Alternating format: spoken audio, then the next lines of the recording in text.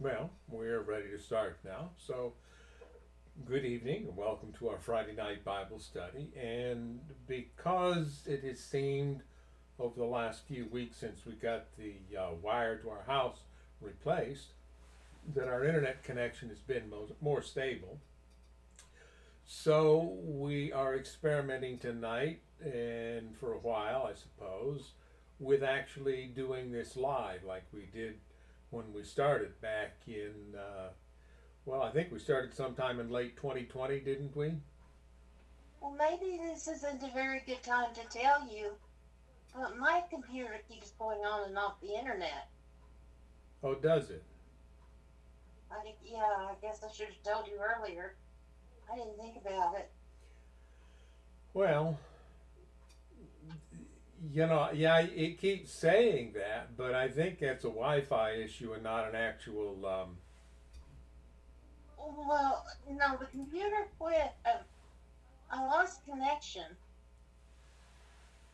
Yeah, but I don't think that's our house because, yeah, I've not run into any problems at my computer. Now, my computer is not Wi-Fi; it's wired right into our switch. But Well, I'm not going to argue with you. I'm just telling you that my computer's been going on and off the internet for the past couple of days.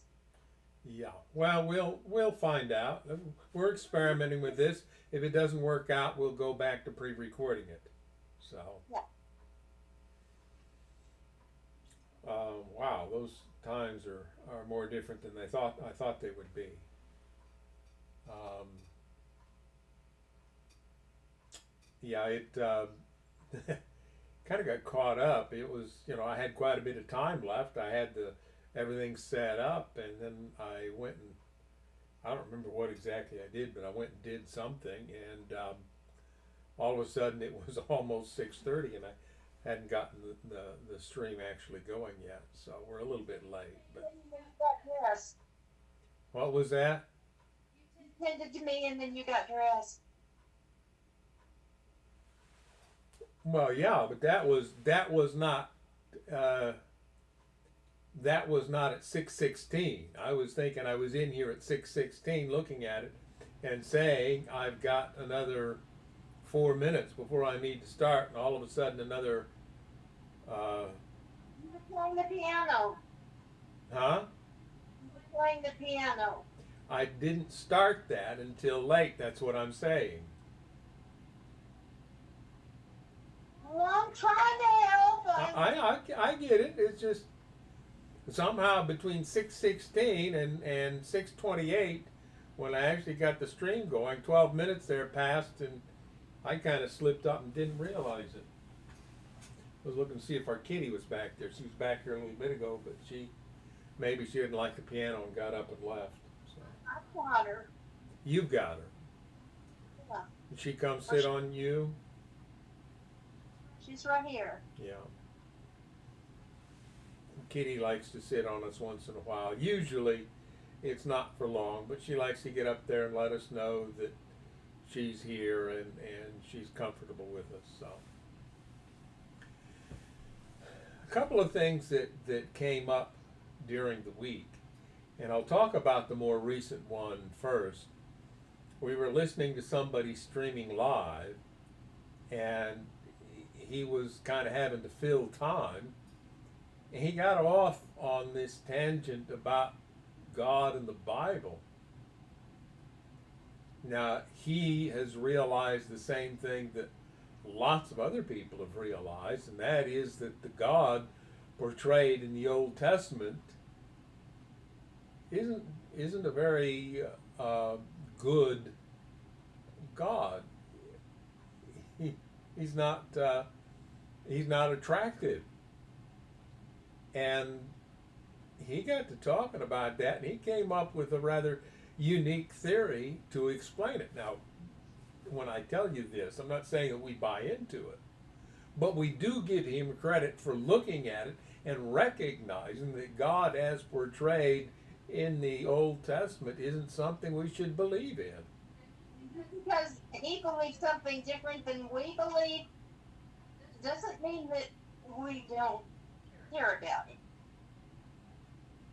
Well, exactly. I'm still gonna keep listening to him, guardedly. Yeah, guardedly, because he uses an awful lot of profanity in his stream. But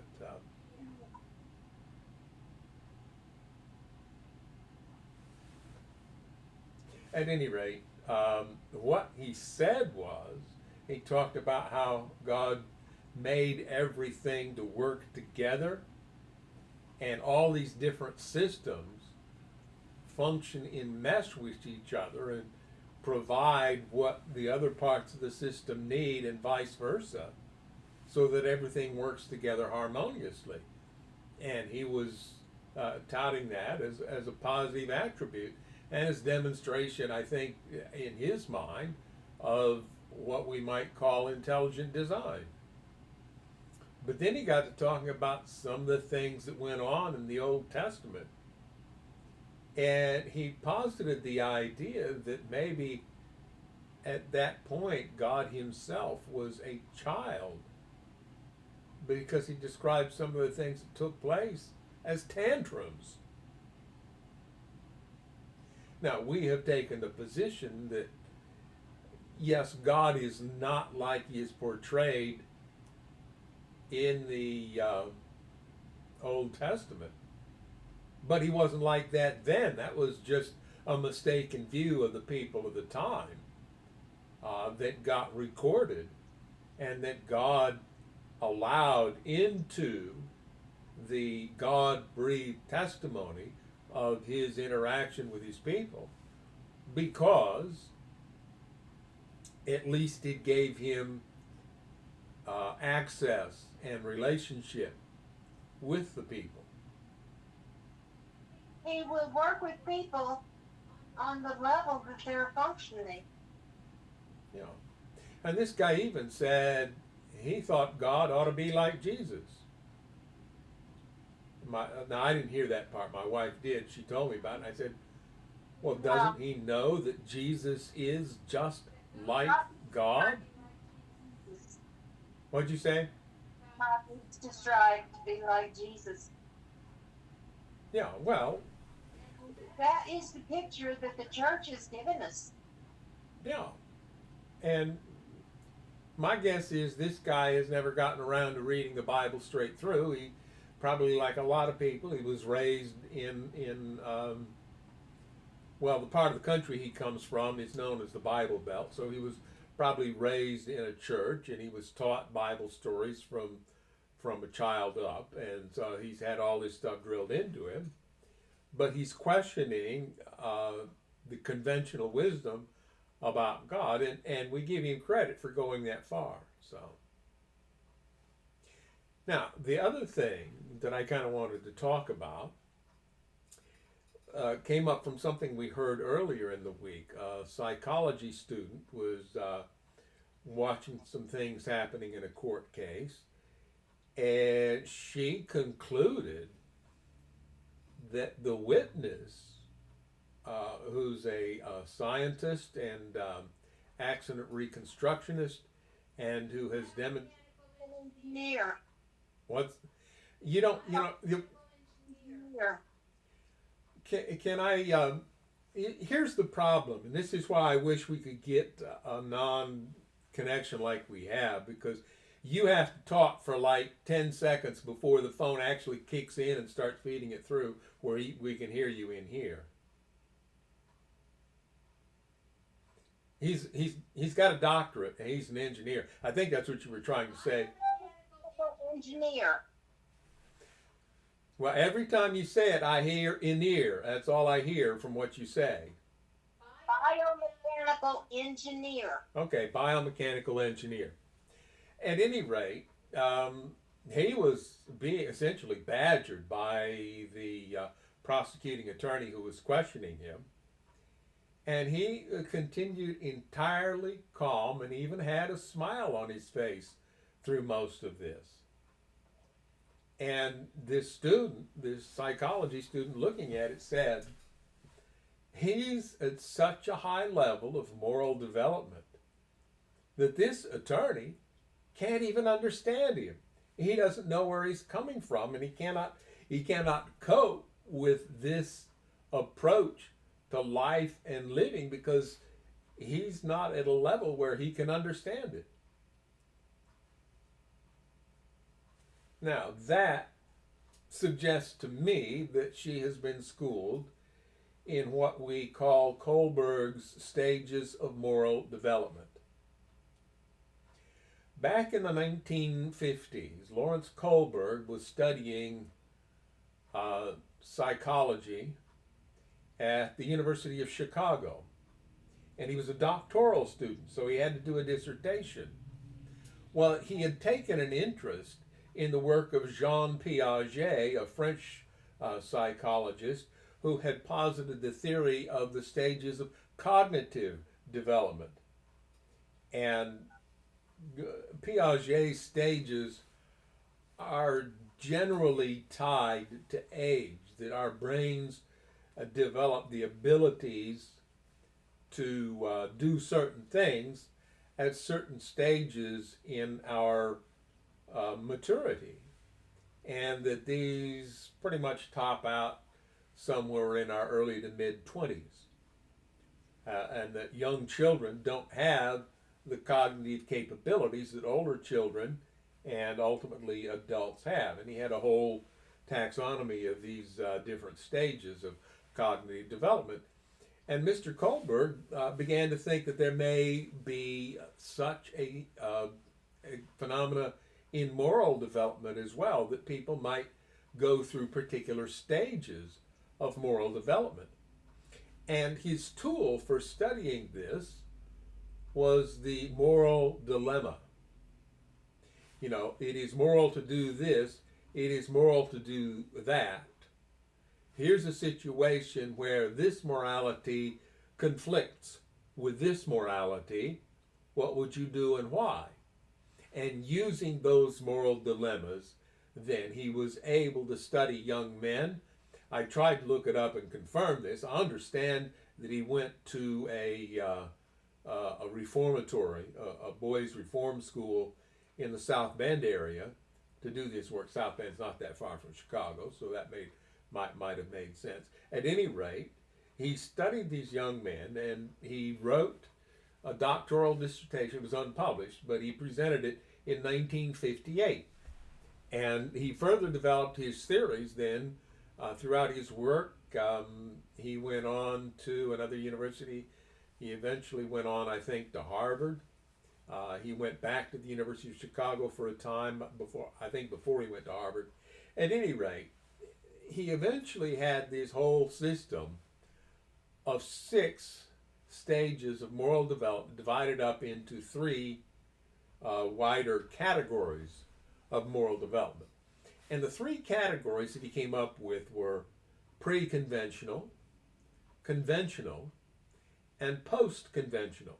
Pre-conventional because they're earlier stages than where most people operate. Conventional because those are the stages at which most adults operate. And post-conventional, stages of moral development that go above what the bulk of society ever attains and what is traditionally held as morality in the minds of most members of society. Now, each of these then, of course, is divided into 2. And I won't use formal terminology here. I'll just use kind of a general description of the stages.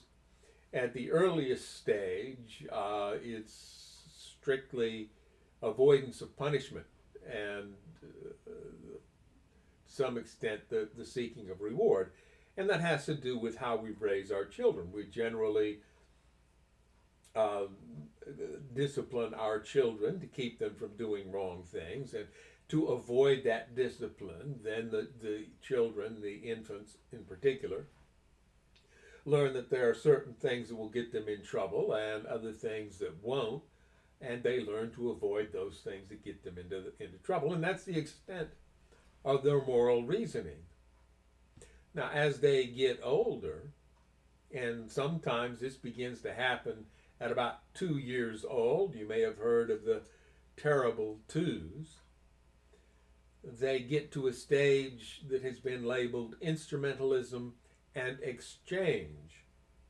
What's in it for me? What can I get out of it? Can I buy what I want by doing certain things? Can I manipulate the people around me in order to get what I want or to avoid those things that I don't want? Those are the pre-conventional stages.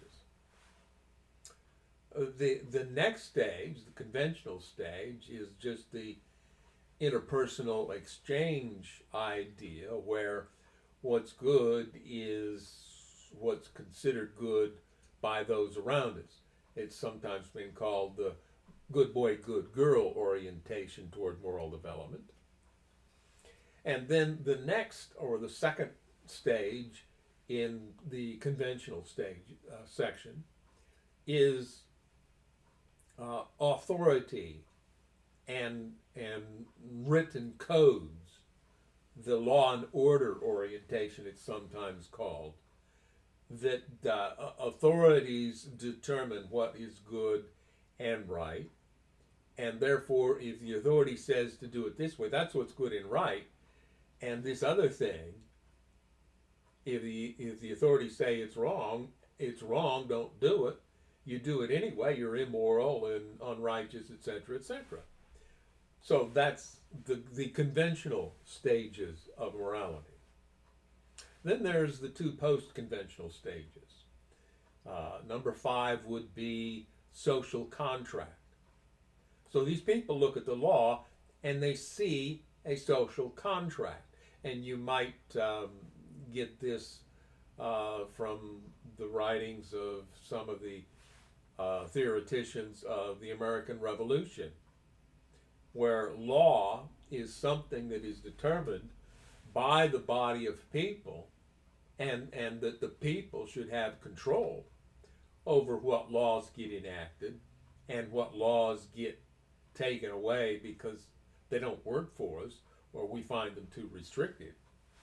And that social contract then determines what is right and what is wrong, and the laws, while they're part of that, can sometimes run astray of that social contract, and in some cases should be disobeyed because the social contract requires that we do things a certain way and we do certain things for the people around us. Then the final stage, one that he had a hard time establishing because he didn't believe that most humans ever reached that stage, was a stage he called universal moral principle.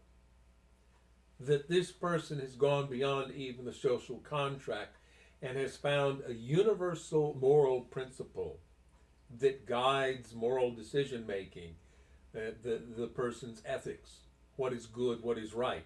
These things are determined by some universal principle that's beyond the social contract, it is clearly beyond the laws.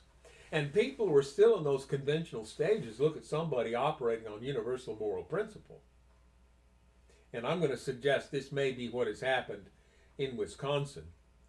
Maybe you've heard of it. A judge in Wisconsin has been arrested by the FBI and has been had her job taken away from her by the state Supreme Court because she assisted people and thwarted the immigration authorities. And in the current political environment and conventional stages of morality, that's unconscionable. That's terribly immoral. The law says they don't belong here, they need to leave, and it is immoral to stop the people from removing them from the country. That's how those earlier stages of morality think, and they cannot see and they cannot understand someone operating at a higher level of moral development. It escapes them. They see them immoral, terrible persons who need to be punished for their antisocial behavior. And that's not take a position on immigration or so forth. It's just to say that may be what's going on in that case, that there are different stages of moral development in conflict, leading people to think as they do.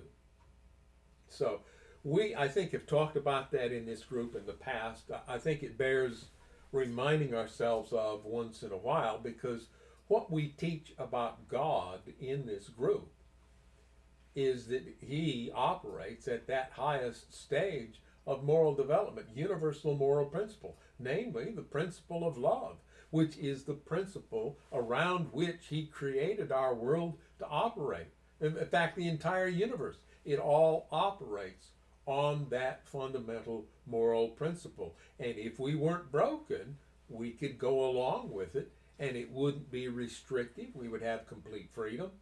Well, all the things that we talk about from time to time. So, I guess, having said all that and worn out that much time, if we want to finish on time this evening, we need to go ahead and bow our heads and get started with our actual Bible study. So let's bow our heads.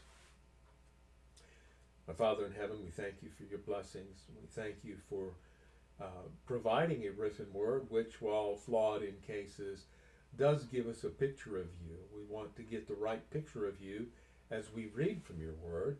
So we ask that your Spirit will be available to each person who hears of this evening and who joins us at whatever time they choose to join us. That they might have an open mind and might be able to receive the message you have for them. We ask this in Jesus' name. Amen. Now, one other thing, and I waited till after the prayer to get into this because it has to do with where we are in the narrative. Last week we read about the dedication of the temple and Solomon's big long prayer about asking God to favor his people when they prayed facing this temple that Solomon had built. And of course then we also read about the visit of the Queen of Sheba and some of the other things that happened there, all the wealth that came his way. And we didn't take a lot of time talking about public prayer. Now, we just had a public prayer in our group. Before we open the Word, we believe we need to take a moment to open our own minds to the prompting of the Holy Spirit, so that what we receive as we read, what we understand, our mental processes are in line with the way God looks at things, so that we get a clearer picture of his character as we go through these things. And I intentionally try to make those prayers short and God-focused. Public prayer has its place because it can take a group of people and put them in the right mode to receive a blessing from God. But in the process, we need to understand what prayer isn't, and therefore what public prayer shouldn't be. And I want to read a text. Let me go get a book here that I find it in.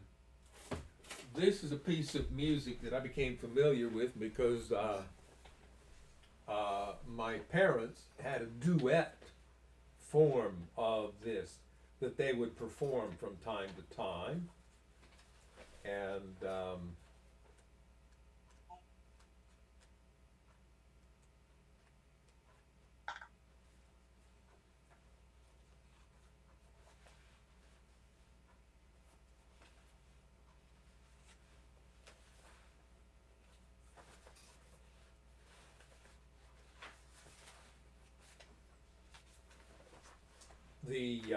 the music is by Charles Gounod, I believe he's French composer, and the text comes, well, it's in the version I have here has the text, the lyrics in French, Latin, and English. I'm going to read the English because that's what most of us understand. It's titled, O Divine Redeemer. And I'm going to read this and then talk about it. Ah, turn me not away, receive me though unworthy. And repeats that. Hear thou my cry, behold, Lord, my distress. Answer me from thy throne, haste thee, Lord, to mine aid. Thy pity show in my deep anguish. Let not the sword of vengeance smite me, though righteous thine anger, O Lord. Shield me in danger, O regard me. In thee, Lord, alone will I call, or on thee, Lord, alone. And then, O divine Redeemer, I pray thee grant me pardon, and remember not my sins. Forgive me, O divine Redeemer. Night gathers round my soul, fearful I cry to thee. Come to mine aid, O Lord. Hasty, Lord, haste to help me. Hear my cry. Save me, Lord, in thy mercy. Come and save me, O Lord. And then it goes on with, save in the day of retribution. From death shield thou me, O my God. O divine Redeemer, have mercy. Help me, my Savior. And I skipped some of the repetition in that because musicians, as they write it out, they tend to repeat words that they think are important. And of course, in the Mass, then there's the section that goes, Miserere nobis, or have mercy, Lord. In the Catholic tradition, there's an awful lot of begging and pleading going on. And there's a whole school of religious thought that we have to beg God for his mercy or he won't give it to us. And here's the point that I want to get across here. Prayer is not about changing God. God isn't the one who needs to change. We are the ones who are broken and messed up. We need to change, not God. So if our prayers are to be effective, they need to be focused on putting us in touch with God who can change us rather than trying to plead with and beg God to pay attention to us and give us what we want. Remember that stage of moral development, instrumentalism and exchange. There's a lot of people who approach God at that level. How can I convince God to do for me what I want him to do? And they totally miss the concept of relationship because their connection with God is primarily transactional. So, let me switch, if I can find my mouse cursor here, switch the screen up, and we are at 1 Kings chapter 11. And it's going to talk about now Solomon's many wives. Well, we already kind of knew that. It mentioned already that he had several wives, including Pharaoh's daughter. So, chapter 11 tells us, now King Solomon loved many foreign women. Besides Pharaoh's daughter, he married women from Moab, Ammon, Edom, Sidon, and from among the Hittites. Now, Sidon would be the north Mediterranean coast. Moab and Ammon would have been east of Israel. They would have been the descendants of Lot. Edom would have been the descendants of Esau. And of course, then the Hittites were among the people that lived in the land before Israel arrived there. Uriah, Bathsheba's first husband, was a Hittite. So Solomon's, you might think of him as Solomon's stepdad, was a Hittite. and he found women among the Hittites and married them. Now, the Lord had clearly instructed the people of Israel, you must not marry them because they will turn your hearts to their gods.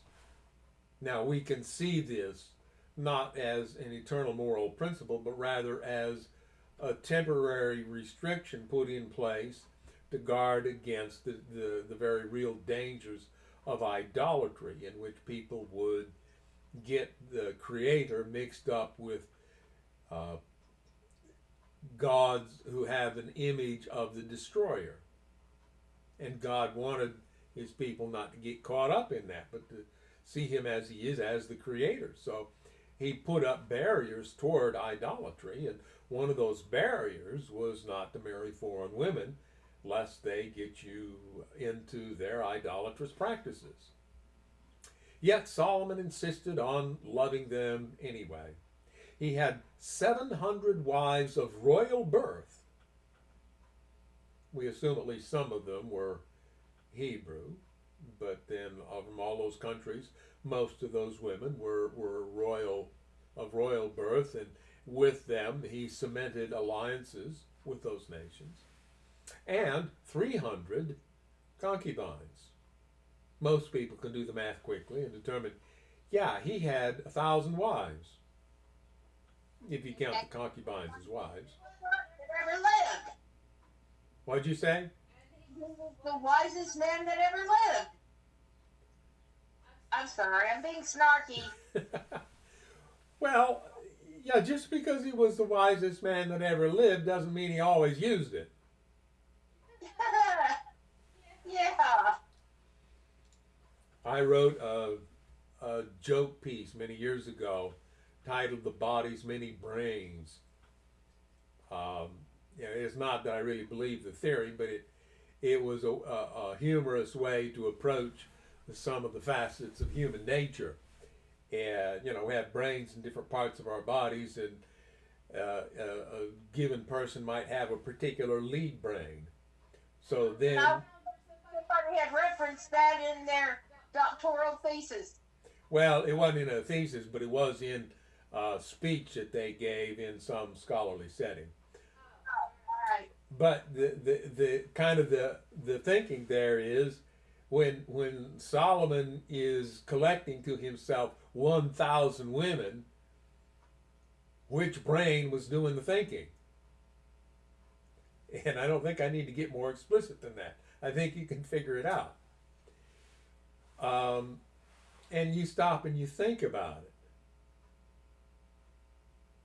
If he had a different woman every night, each woman would have to wait roughly 3 years to get her turn. If you don't think about this from the woman's point of view, you might get a strange, and let's face it, certainly he had his favorites among them, so some of them he attended to more often than some of the others. So some of them were his concubines, and maybe he only ever had contact with him once. And with that, you can see why they got attached to the eunuchs. Yeah. He had 700 wives of royal birth and 300 concubines, and in fact, they did turn his heart away from Yahweh. In Solomon's old age, they turned his heart to worship other gods instead of being completely faithful to the Lord his God as his father David had been. Solomon worshipped Ashtoreth, the goddess of the Sidonians, and Moloch, the detestable god of the Ammonites. I think you'll find that Jezebel was Sidonian in her origin. Molech, the detestable god of the Ammonites, is the one who demanded child sacrifice, often by passing through the fire.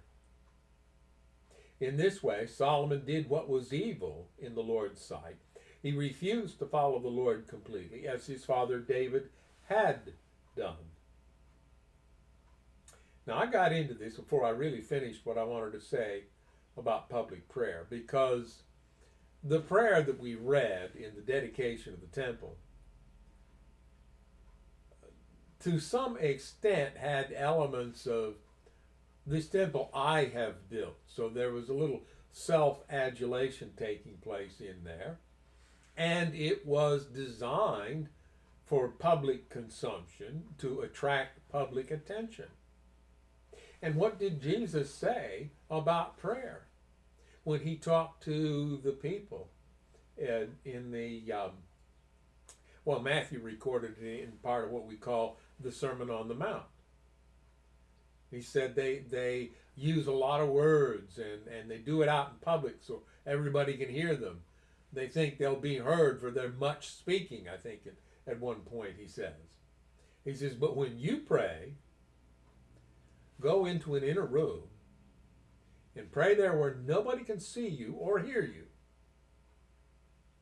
And then the Lord, who hears what's done in secret, will reward you openly. Your connection to God is not something for public consumption. It is not a way for you to aggrandize yourself, to show other people how good and wonderful you are. Your relationship to God is entirely personal and private, and you should keep it that way.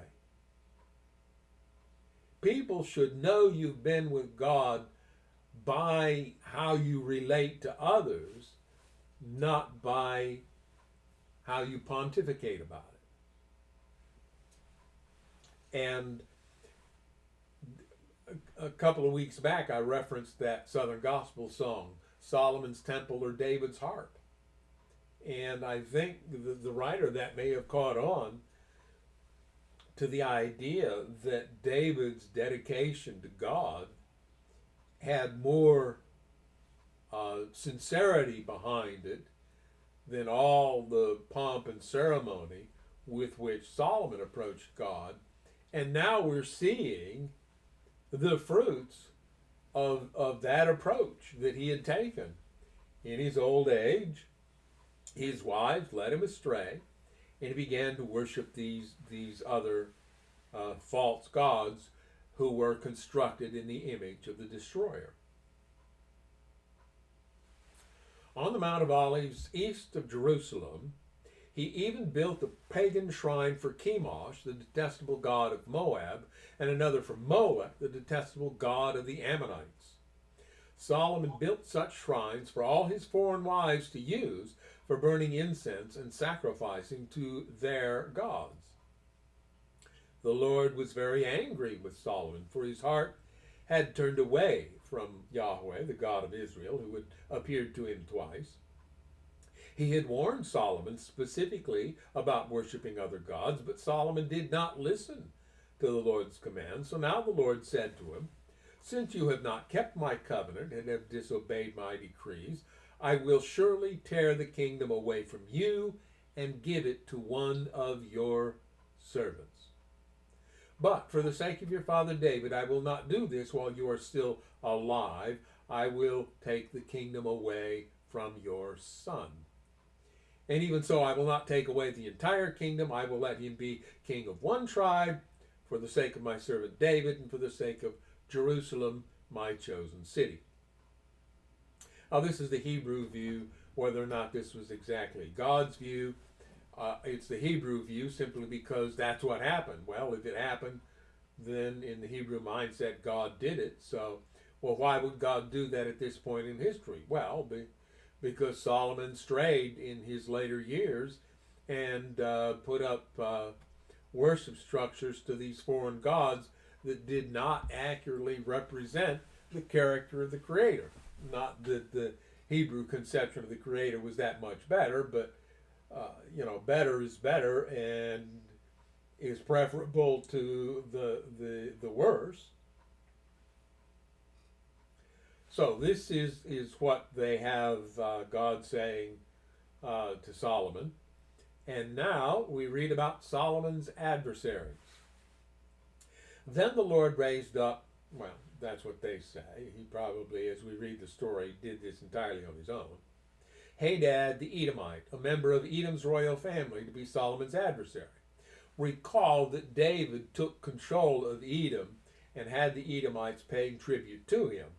So the Edomites were subject to Israel at this point in time.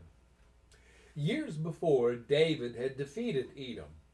Joab, his army commander, had stayed to bury some of the Israelite soldiers who had died in battle. While there, they killed every male in Edom. Well, Israelite men committing murder, right? Joab and the army of Israel had stayed there for 6 months, killing them.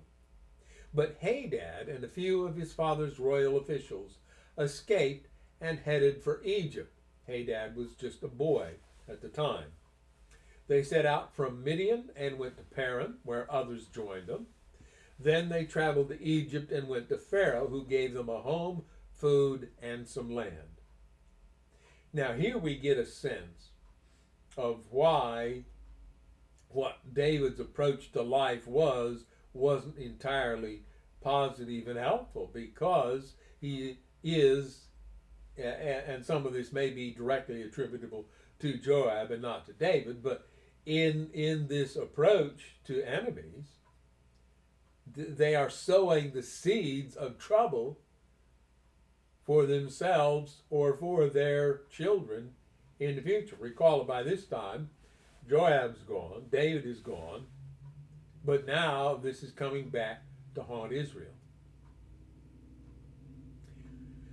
Then they traveled to Egypt and went to Pharaoh, who gave them a home, food, and some land. Pharaoh grew very fond of Hadad, and he gave him his wife's sister in marriage, the sister of Queen Tahpenes. She, that is the sister of Queen Tahpenes, bore him a son named Genubath. Tahpenes raised him, or the footnote there will tell us weaned him, in Pharaoh's palace among Pharaoh's own sons. When the news reached Hadad in Egypt that David and his commander Joab were both dead, he said to Pharaoh, "Let me return to my own country." "Why?" Pharaoh asked him. "What do you like here that makes you want to go home?" "Nothing," he replied, "but even so, please let me return home." Well, obviously, he's from Edomite royalty. He wants to reestablish the sovereignty of his people, and he's of leader's blood, so if he goes back, the people might accept him as their leader. Well, of course he wants to go back. God also raised up Rezin, son of Eliada, as Solomon's adversary. Rezin had fled from his master, King Hadadezer of Zobah, and had become the leader of a gang of rebels. After David conquered Hadadezer, Rezin and his men fled to Damascus, where he became king. Rezin was Israel's bitter adversary for the rest of Solomon's reign, and he made trouble just as Hadad did. Rezin hated Israel intensely and continued to reign in Aram. And now we're seeing more of the roots of the bitterness between Israel and Syria. That calls it Aram in the Bible, but today we call it Syria. Now that Rezin is here, he's made Damascus the capital of Aram, or Syria, and Damascus is still the capital today. But this would be a tension that would last through much of the rest of the Old Testament. Naaman was a Syrian. He was an Aramean commander, and his slave girl was captured in Syrian raids on Israel. So, and all this has its roots in David's territorial expansion by military means. You do things like that, you make enemies. Enemies someday will come back to haunt you and make trouble. Another rebel leader was Jeroboam son of Nebat, one of Solomon's own officials. He came from the town of Zeradah in Ephraim, and his mother was Zeruiah, a widow. This is the story behind his rebellion. Solomon was rebuilding the supporting terraces. Footnotes will tell us that the exact meaning of the Hebrew there is not entirely clear, and repairing the walls of the city of his father David. Jeroboam was a very capable young man, and when Solomon saw how industrious he was, he put him in charge of the labor force from the tribes of Ephraim and Manasseh, the descendants of Joseph. One day, as Jeroboam was leaving Jerusalem, the prophet Ahijah from Shiloh met him along the way. Now recall that Shiloh is one of the cities where the tabernacle had resided in the years before the kings. And Ahijah is from this city, and he serves as prophet. Ahijah was wearing a new cloak. The two of them were alone in a field, and Ahijah took hold of the new cloak he was wearing and tore it into 12 pieces. And then he said to Jeroboam, "Take 10 of these pieces, for this is what the Lord, the God of Israel, says. I am about to tear the kingdom from the hand of Solomon, and I will give 10 of the tribes to you. But I will leave him one tribe for the sake of my servant David and for the sake of Jerusalem, which I have chosen out of all the tribes of Israel. For Solomon has abandoned me," or they have, this is what the footnote says, "abandoned me and worshipped Ashtoreth, the goddess of the Sidonians, Chemosh, the god of Moab, and Moloch, the god of the Ammonites.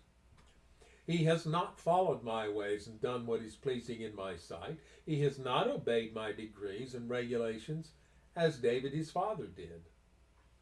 But I will not take the entire kingdom from Solomon at this time. For the sake of my servant David, the one whom I chose and who obeyed my commands and decrees, I will keep Solomon as leader for the rest of his life. But I will take the kingdom away from his son and give 10 of the tribes to you. His son will have one tribe, so that the descendants of David, my servant, will continue to reign, shining like a lamp in Jerusalem, the city I have chosen to be the place for my name. And I will place you on the throne of Israel, and you will rule over all that your heart desires. If you listen to what I tell you and follow my ways and do whatever I consider to be right, and if you obey my decrees and commands, as my servant David did, then I will always be with you. I will establish an enduring dynasty for you, as I did for David, and I will give Israel to you. Because of Solomon's sin, I will punish the descendants of David, though not forever." Well, apparently word of this got through to Solomon. It says Solomon tried to kill Jeroboam, but he fled to King Shishak of Egypt and stayed there until Solomon died. Now, what we've learned about Jeroboam here was that he had certain natural leadership capabilities. And Solomon recognized this, and he put him in charge of the laborers from Ephraim and Manasseh, the tribes of Joseph, which were the primary tribes out of the northern part of the country that would eventually become Israel. And eventually it's not that far away anymore, as you can tell. So now we've got somebody else hiding from Israel in Egypt. In this case, King Shishak. And I'm not sure if that's the king who gave his daughter to Solomon. Being this late in Solomon's reign, it's probably his successor. Some of the Egyptian pharaohs had reigns that were only a year or so, very short reigns, and there's a whole long list of them. You go into Wikipedia and you look up pharaohs, and you look at the list of the pharaohs, and it's. I mean, there's some of them listed that they're not even sure really ruled, but just their names somewhere in history that they've come up with, and they can't really confirm it. But anyway, summary of Solomon's reign. The rest of the events in Solomon's reign, including all his deeds and his wisdom, are recorded in the book of the Acts of Solomon. That's a book I assume we don't have access to today. Solomon ruled in Jerusalem over all Israel for 40 years. When he died, he was buried in the city of David, named for his father. Then his son Rehoboam became the next king. And there's the various footnotes. Yeah, the Hebrew reads for they have. The Greek, the Syriac, and the Latin Vulgate all say he, which maybe the Hebrew is a little bit more accurate in that case. These translators chose to render it more traditionally, I guess you would say. So now Rehoboam has become king of Israel, and we move on. Well, if it reads it here. Are we stuck?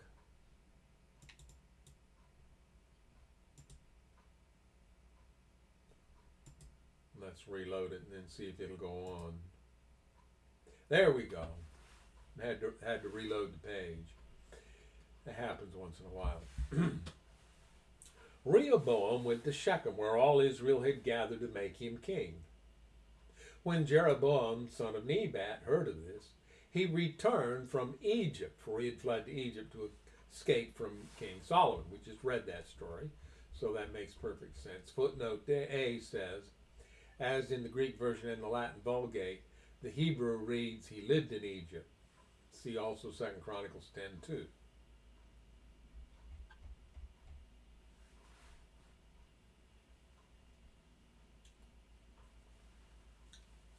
The leaders of Israel summoned him, and Jeroboam and the whole assembly of Israel went to speak with Rehoboam. Your father was a hard master, they said. Lighten the harsh labor demands and heavy taxes that your father imposed on us. Then we will be your loyal subjects.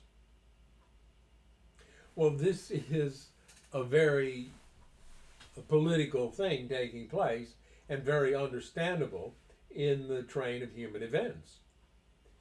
When a ruler rules too harshly, at some point the people get tired of it and they rebel and revolt. And this is the beginning stages of a revolt of the northern tribes. Now, the division that we're about to see here has already taken place. It took place before David was fully established as king.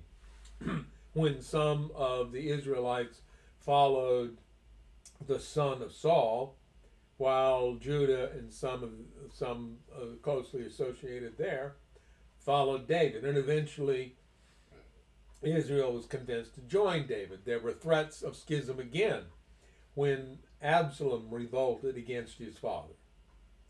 But again, David was able to reunite the nation. Now Solomon is dead. It's been more than 40 years since those events. And that schism is again showing its strain. And the people have come to Rehoboam to say, look, we're willing to follow you, but you've got to be easier on us than your father was. Ease the burden. Solomon had gotten wealthy through forced labor and heavy taxes. And that was hard on the people. And the people wanted a break. And they came to Rehoboam and they said, look, give us a break and we're willing to follow you. We're not rebelling for the sake of rebellion. We're rebelling for the sake of our own livelihood, for our own interests.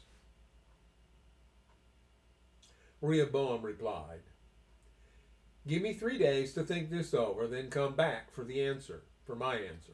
So the people went away.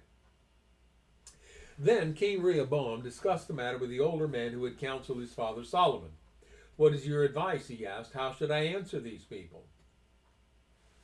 The older counselors replied, if you are willing to be a servant to these people today and give them a favorable answer, they will always be your loyal subjects. You don't need 1,000 wives. You don't need all this gold and silver. You don't need all these food and provisions. You don't need all these trappings of wealth.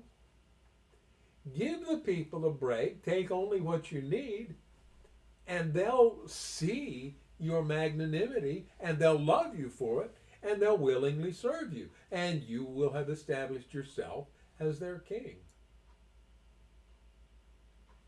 But Rehoboam rejected the advice of the older men and instead asked the opinion of the young men who had grown up with him and were now his advisors. What is your advice? He asked them. How should I answer these people who want me to lighten the burdens imposed by my father? The young men replied, this is what you should tell those complainers who want a lighter burden. And immature younger humans do tend to take this approach to life. You know, if people want to rebel against you, well, just knuckle down on them harder. Teach them where they belong. Put them in their place. Let them know what their place is in the world. Let them know they're less than you and you're in charge, etc., etc. So, this is what you should tell those complainers who want to lighten a burden. My little finger is thicker than my father's waist. Yes, my father laid heavy burdens on you, but I'm going to make them even heavier. My father beat you with whips, but I will beat you with scorpions. I'll really make it hurt. 3 days later, Jeroboam and all the people returned to hear Rehoboam's decision, just as the king had ordered. But Rehoboam spoke harshly to the people, for he rejected the advice of the older counselors and followed the counsel of his younger advisors. He told the people, my father laid heavy burdens on you, but I'm going to make them even heavier. My father beat you with whips, but I will beat you with scorpions. So the king paid no attention to the people. Then the prophet, because we believe that these books were written from the viewpoint of the prophets, says, this turn of events was the will of Yahweh, for it fulfilled Yahweh's message to Jeroboam son of Nebat through the prophet Ahijah from Shiloh. You know, if it happened, God did it. So if it happened, it must have been God's will. God must have wanted it. Here's what we can think of for why God wanted it to happen that way. I don't think God wanted it to happen. Why would he, in the days of Ezekiel, as we discussed in our sermon presentation last week, why would he promise to restore that division and reunite the nations if that's what he had wanted? If division is what he wanted. It's not what he wanted, it's just what happened. And we've already seen that division, to some extent, was a natural division that had roots far back in history. When all Israel realized that the king had refused to listen to them, they responded, down with the dynasty of David. We have no interest in the son of Jesse. Back to your homes, O Israel. Well, that's very similar to what they said back in the days of the conflict between David and the house of Saul, and again when Absalom rebelled. To your homes, O Israel. Look out for your own house, O David. So the people of Israel returned home, but Rehoboam continued to rule over the Israelites who lived in the towns of Judah. King Rehoboam sent Adoniram, or Adoram, maybe a variant spelling, who was in charge of forced labor, to restore order, but the people of Israel stoned him to death. When this news reached King Rehoboam, he quickly jumped into his chariot and fled to Jerusalem. And to this day, the northern tribes of Israel have refused to be ruled by a descendant of David. When the people of Israel learned of Jeroboam's return from Egypt, they called an assembly and made him king over all Israel. So they also recognized, as Solomon had, Jeroboam's natural leadership ability. So only the tribe of Judah remained loyal to the family of David. Well, Judah, Benjamin, half tribe of Manasseh, technically, but the Transjordan tribes and the northern tribes all joined together to become one nation. And so, in one fell swoop, Rehoboam's territory of influence was greatly reduced. When Rehoboam arrived at Jerusalem, he mobilized the men of Judah and the tribe of Benjamin, 180,000 select troops, to fight against the men of Israel and to restore the kingdom to himself. Well, if I can't have it by diplomacy, I'll get it through military conflict, he thought. But God said to Shemaiah, the man of God, say to Rehoboam, son of Solomon, king of Judah, and to all the people of Judah and Benjamin, and to the rest of the people, this is what Yahweh says. Do not fight against your relatives, the Israelites. Go back home, for what has happened is my doing. So they obeyed the message of the Lord and went home, as the Lord had commanded. So we see God here acting to stop bloodshed. Jeroboam then built up the city of Shechem in the hill country of Ephraim, and it became his capital. Later he went and built up the town of Peniel. Footnote C, Peniel, a variant spelling of Peniel, okay.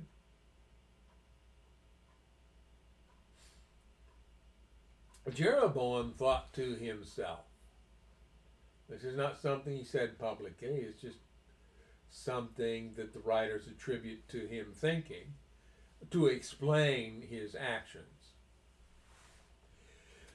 Unless I am careful, the kingdom will return to the dynasty of David. When these people go to Jerusalem to offer sacrifices in the temple of the Lord, they will again give their allegiance to King Rehoboam of Judah. They will kill me and make him their king instead. Do you sense the self-interest that's forming the focus of Jeroboam's thinking here? So on the advice of his counselors, the king made 2 gold calves. Why gold calves? Well, that's probably a cultural thing. Cattle were a backbone of the Hebrew economy. They gave milk, which could be made into cheese, etc. They gave beef and so forth. So cattle were a very important part of their agricultural economy. And the calf was the promise of a new generation of cattle. So that became a potent symbol for worship. Recall that back at the mountain of God, when God spoke to the people, and then Moses went up on the mountain, that the people came to Aaron and asked for him to make them a god to worship. And he took all their gold and cast it into the fire and, quotes, outwalked this calf. Well, no, it didn't happen that way. The calf was clearly cast. But that is the symbol that the Israelite chose back then. And Jeroboam had to know this history. And he had to know the negative connotations that went with that golden calf. But he did it anyway. What's the old saying from the cartoon? If I do it, I get a whipping. I doed it. He knows it's wrong, but he's scared. He's scared he might die if the people return to Rehoboam. I could be snarky. You usually are. Yeah, they built the golden calf because they'd never seen a purple cow. Oh, yeah. One. So on the advice of his counselors, the king made 2 gold calves. He said to the people, It is too much trouble for you to worship in Jerusalem. It's too far away. Look, Israel, these are the gods who brought you out of Egypt. He placed these calf idols in Bethel and in Dan at either end of his kingdom. Now, Bethel, you may recall, is the place where Jacob saw that vision of the ladder from earth to heaven with angels ascending and descending on it. And he named it Bethel, or house of God, in part because of that vision. And it has been an important place in Israel ever since then. Bethel is also where Rachel passed away, giving birth to Benjamin. He placed these calf idols in Bethel and in Dan at either end of his kingdom. But this became a great sin, for the people worshiped the idols, traveling as far north as Dan to worship the one there. Now, I'm not going to do it right now, but I have done it, and you can do it for yourself if you'd like to at some point. Go through the tale of all the kings of Israel, the northern kingdom, and you will discover that there were different levels of wickedness among those kings. But even the kings who we think of as better kings, out of all of them, not a single one abandoned these two calf idols. Not one, ever. Until Israel was taken captive by the Assyrians, those calf idols remained in Bethel and Dan. And none of the kings ever abandoned that. So Jeroboam's thinking here became a kind of a royal mandate. Don't let the people go back to Jerusalem to worship, or you'll lose your kingdom. Well, as we go through it, there are many dynasties in the Israelite history. None of them more than 4 kings in a row. The very unstable kingdom. Jeroboam also erected buildings at the pagan shrines and ordained priests from the common people, those who were not from the priestly tribe of Levi. And Jeroboam instituted a religious festival in Bethel, held on the 15th day of the 8th month, in imitation of the annual festival of shelters in Judah. There at Bethel, he himself offered sacrifices to the calves he had made. So on the 15th day of the 8th month, a day that he himself had designated, Jeroboam offered sacrifices on the altar at Bethel. He instituted a religious festival for Israel, and he went up to the altar to burn incense. Now we might note 2 things about this. The first, of course, is the idolatry inherent in casting golden calves and putting them up at a place for the people to worship.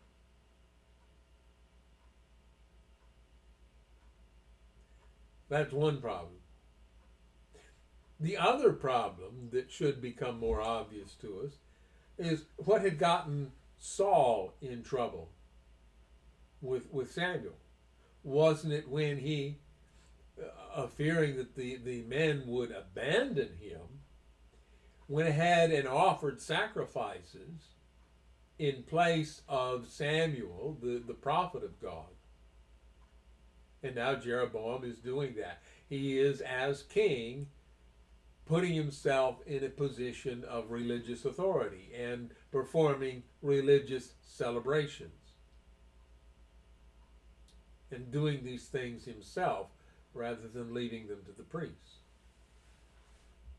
And we point that out because of what's going to happen in the next chapter. And I think we have just enough time to read this and discuss briefly this very strange story, one of the strangest stories out of the entire Old Testament.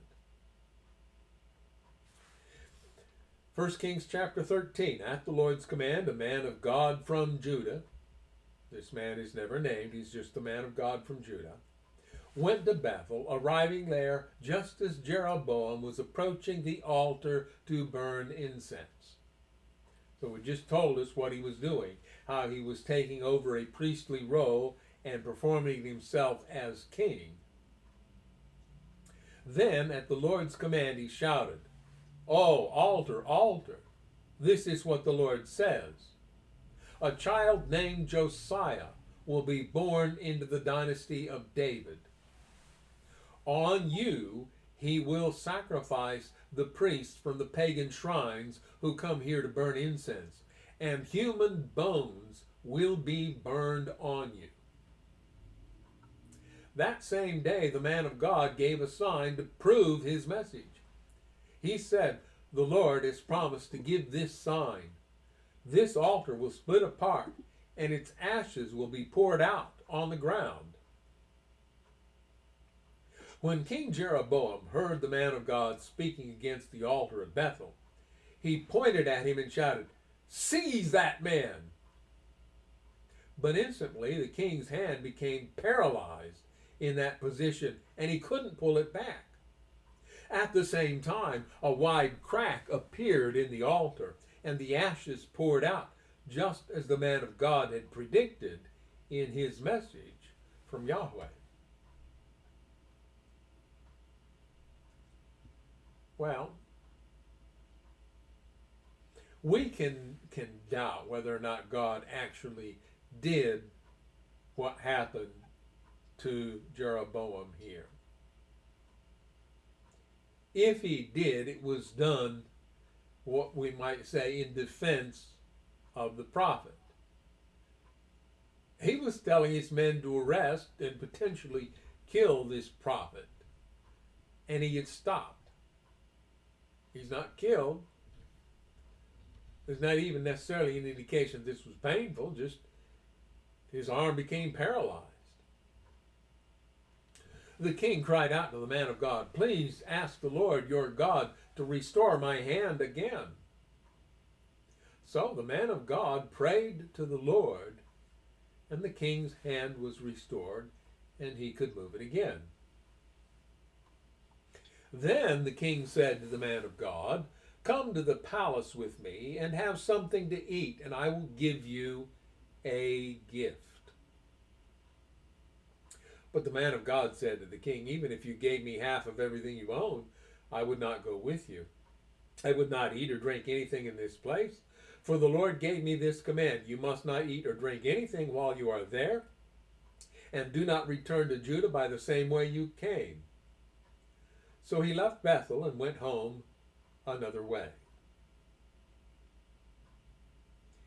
Now, if God did give this command, and I think it's possible, maybe even likely that he did,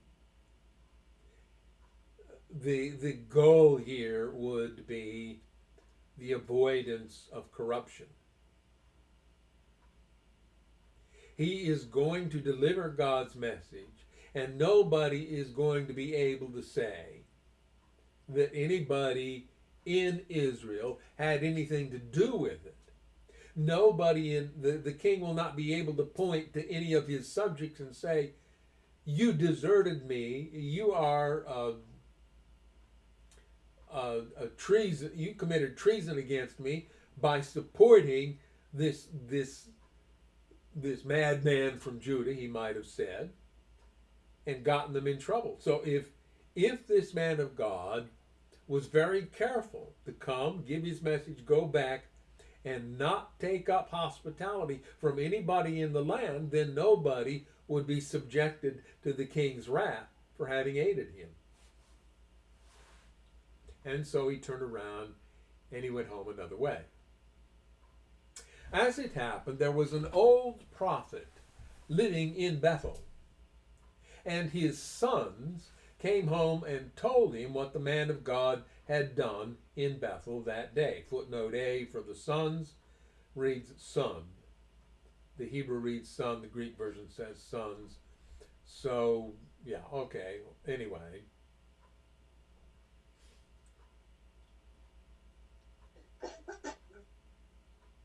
They also told their father what the man had said to the king. The old prophet asked them, "Which way did he go?" So they showed their father which road the man of God had taken.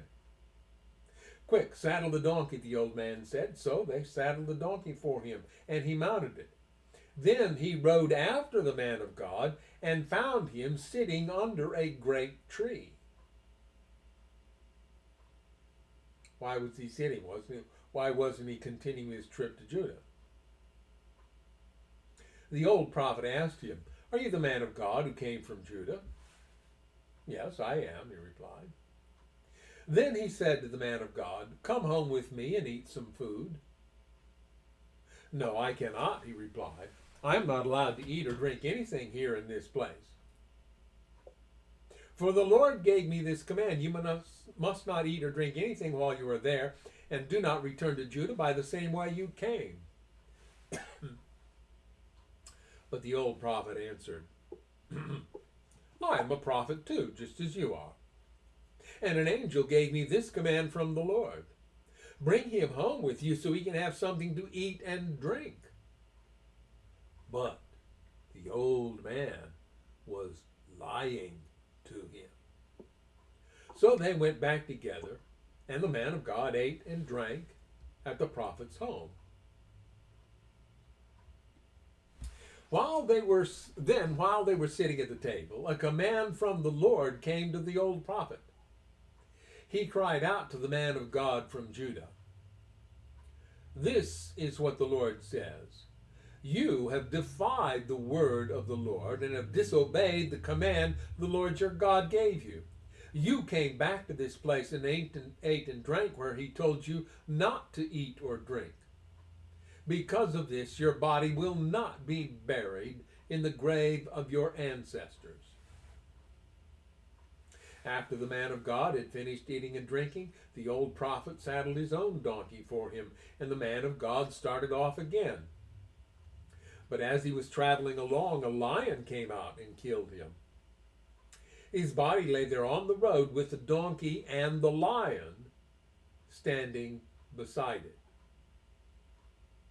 People who passed by saw the body lying in the road and the lion standing beside it, and they went and reported it in Bethel, where the old prophet lived.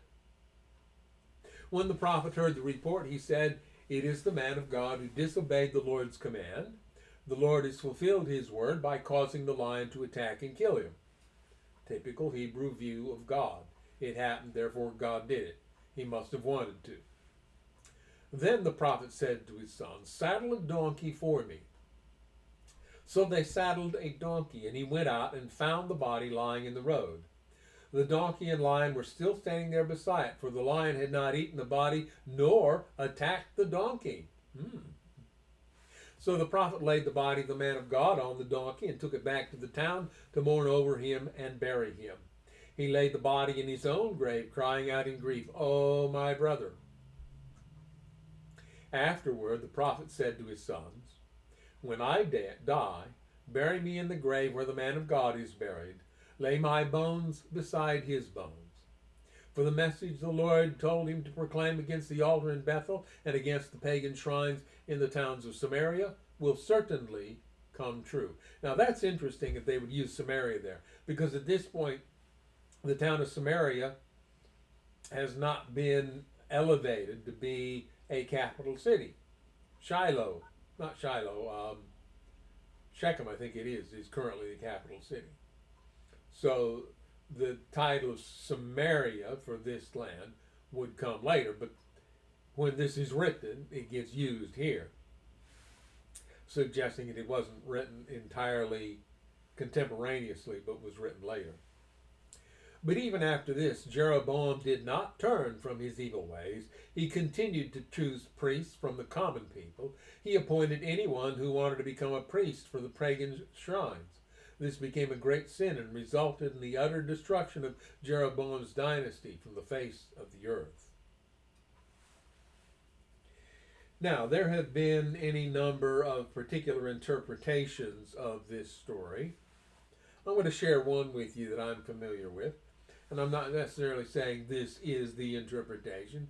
It's just one interpretation. When this old prophet becomes involved, he hears from his son or sons, however it is, what had happened at the altar in Bethel. He lived there in Bethel, so his son could get home in a hurry and tell him what he'd seen. And he would tell him about the confrontation between this prophet and Jeroboam, who's now king of the 10 northern tribes and who has established this new worship system. And certainly this old prophet knew that Jeroboam did not please God with what he did. And he heard what this prophet said. He heard what happened when the king threatened the prophet.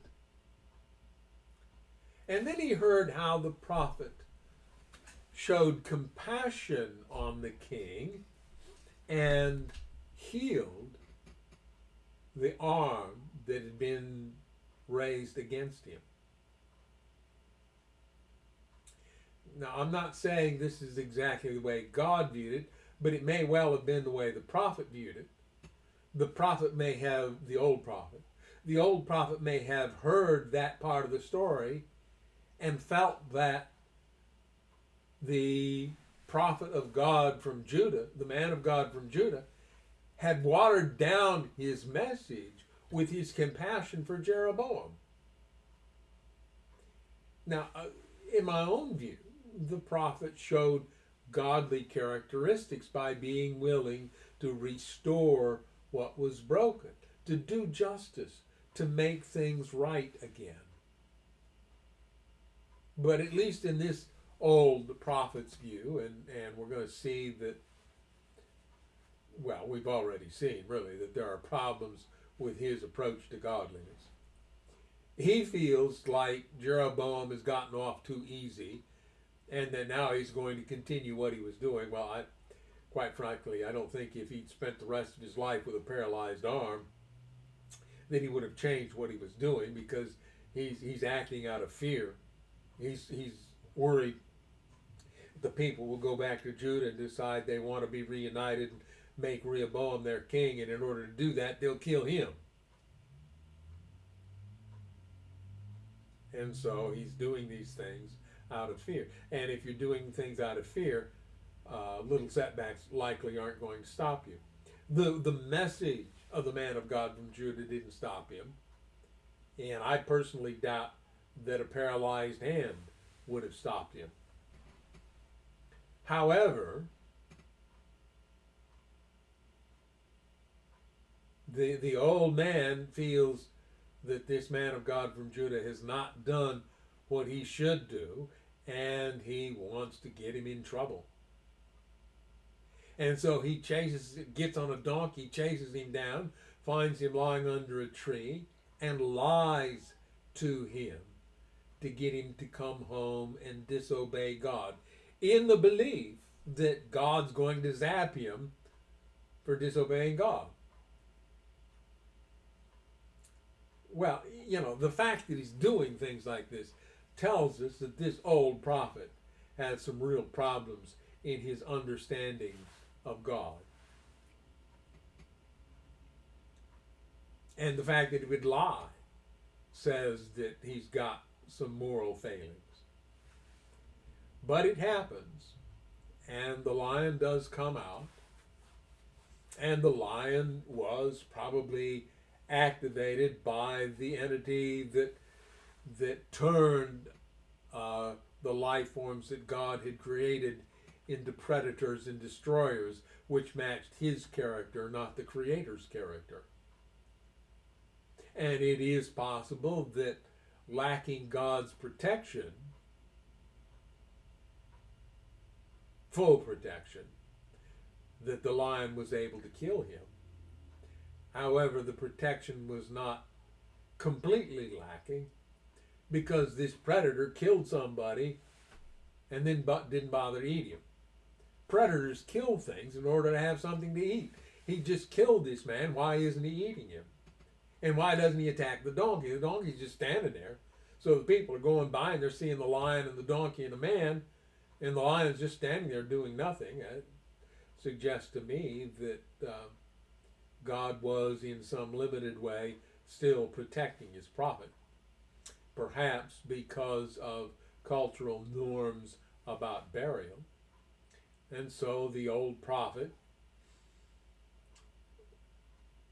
perhaps beginning to feel ashamed of his behavior and of having lied to this man of God, goes out, gathers the body, and takes it to his own grave and gives him a proper burial in his own grave and tells his sons, put me there next to him, and considers him his brother. Like I say, one of the strangest tales in the entire Old Testament, and not one that's easy to explain. But the narrators don't fully explain it for us. They give a few of their views on it, but for the most part, they just tell us what happened. So, and I'm looking at the time. It's about the time that we would normally end. We got started a little late, so this one's going to be a little bit short, but that's okay. Doesn't hurt to be a little bit short. Better than being way too long, I suppose. So we will continue with 1 Kings chapter 14 when we start next week. And we invite you to join us then. And it looks like we have had a good stream and haven't been interrupted. So we will probably continue to experiment with live streaming again until it becomes a problem. And so when we do the live streaming, we do it starting at 6:30, roughly 6:30 to 8 Central Time. We're in the Central Time zone here, so those are the times that we use. You might have to adjust it for where you are. At any rate, until next week, we say goodbye and God bless.